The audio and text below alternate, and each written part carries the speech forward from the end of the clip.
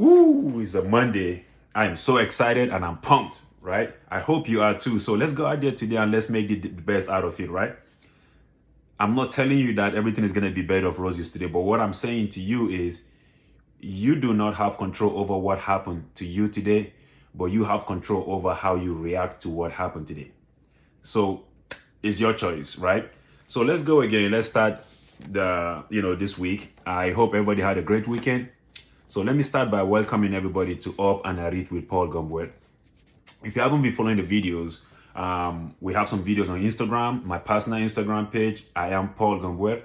Or you can also check some out of my, foundation page, the AG Foundation on Instagram. Also on YouTube, I am Paul. On YouTube is Up and I Read with Paul Gumbuet. But also on my Facebook page, my foundation Facebook page, the Gumboa Foundation.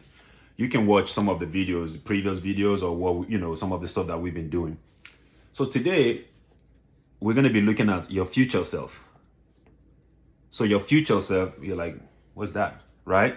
So your future self. So I came up with this because I sat down and I look back and I think about some stuff that has happened, long years ago down the road. So graduating from high school, I remember in my English class, my English teacher, Mrs. Moe, she called all the seniors, and told us and asked us to write a letter to our future self, right? So we all wrote letters, it was fun, right? Some of the stuff we wrote, we were actually thinking about. Some we don't even we just put something out there.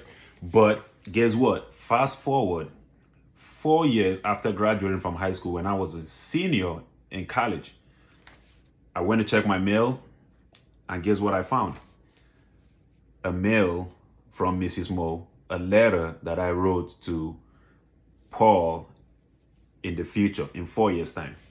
When I read that letter, woo, there was a lot in that letter, man. I have to tell you the truth. But I looked at it, there was so much that I've achieved already, but there's more on there that I didn't even get close to, or I kind of went a different direction.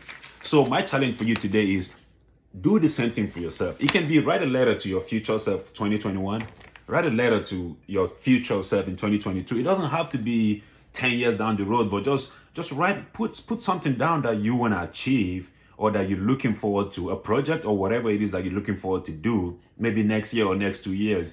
Write a letter, put it somewhere, and maybe even give it to somebody, let the person even mail it to you, or like Miss Moore did. That's fine. But one thing is, think about doing something today that your future self will thank you for. So think about doing something. I don't know what it is that you're thinking of doing. I don't know what you have in your mind, but think about doing something that your future self will thank you for, right? So there's going to be a lot of challenges. There's going to be a lot of difficulties. There's going to be a lot of ups and downs. There's going to be, a lot of stuff happening that you really don't have control over. But remember, if you do not change your direction, you will get to your destination.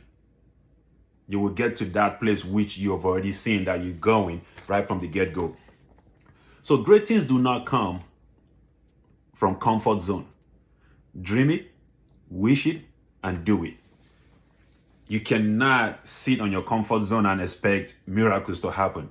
You cannot sit on your comfort zone and hope that something like, manners will fall from heaven or some kind of magic will happen. You have to dream it, you have to wish it, and you have to go out and do it. So my challenge for you is be a go-getter, right? Success does not just find you.